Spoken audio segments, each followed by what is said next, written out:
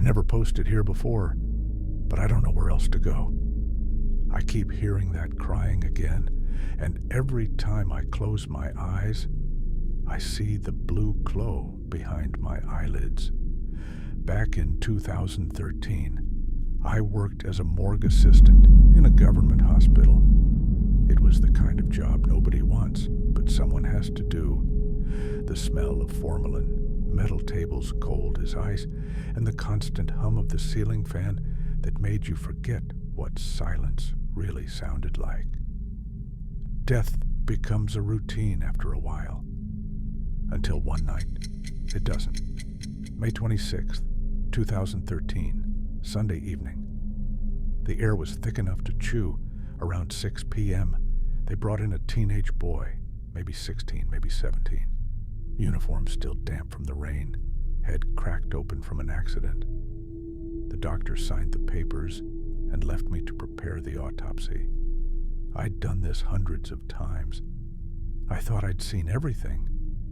Then, when I made the incision along the skull, something clinked. A small sound, metallic, out of place in that room of stainless steel and quiet death. I spread the wound and found a small, blood-soaked stone lodged near the fracture. When I rinsed it under the tap, the water turned pale pink, and beneath it, the stone gleamed blue. Not just blue, alive. Like there was something breathing inside it. I told myself it was glass, or maybe jewelry. But my home rent was due, and my kid hadn't eaten properly in 2 days, so I slipped it into my pocket. I wish I hadn't. The doctor left soon after. I stayed behind to stitch the body. The only sound was the fan, spinning lazily overhead. Then I heard it. At first I thought it was the pipes, a faint whimper like air moving through metal, but it grew clearer. A man's voice, broken, weeping. It came from the far corner of the room. I turned off the fan. The voice didn't stop. It came closer. The crying was wet, like someone sobbing through blood. Then I heard words between the breaths. "Please, give it back." My scalp tingled. I turned in circles, but the room was empty. Every tray gleaming, every cabinet sealed. The body on the table didn't move. I tried to tell myself it was exhaustion. I reached for the needle again, hand trembling. Then the voice came again, right behind my ear this time. "What you took, return it." The sound was warm, like real breath brushing my skin. I spun around. Nobody. Then the lights flickered once, twice, and the boy's hand slid off the table with a dull thud. I remember the sound because I didn't hear it with my ears. I felt it through the floor. His fingers curled, slow and stiff, like they were remembering how to move. Then his eyes opened. Not cloudy, not dead, wide, focused, on me. The blue stone in my pocket began to burn. When I touched it, it pulsed. Once, twice, like a heartbeat syncing with mine. "You took what wasn't yours." The words weren't sound anymore.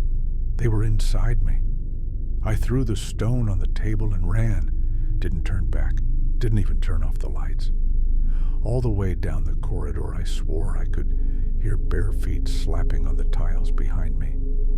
When I came back the next morning, I acted like nothing had happened. But the stone was gone. And so was the boy.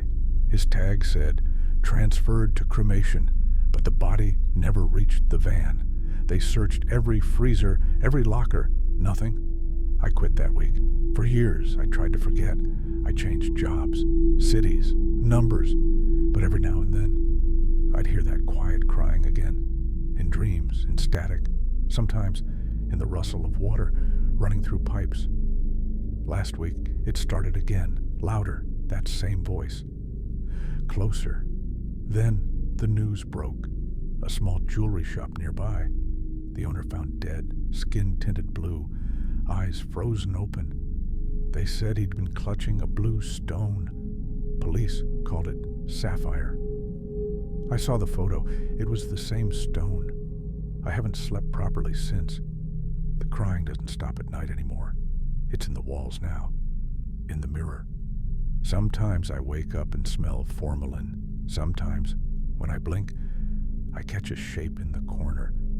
Something tall, soaked, dripping blue down its neck. I don't know how it found me again, but I think it's angry. I tried to forget. 3:47 a.m. There's something in my kitchen. The floor is wet. I can hear the drops hitting the tiles, slow and heavy. I checked all the taps. They're dry.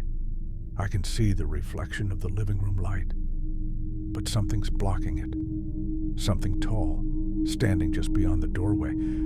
There's a faint blue glow on the floor, spreading wider. It's whispering again, please. Give it back.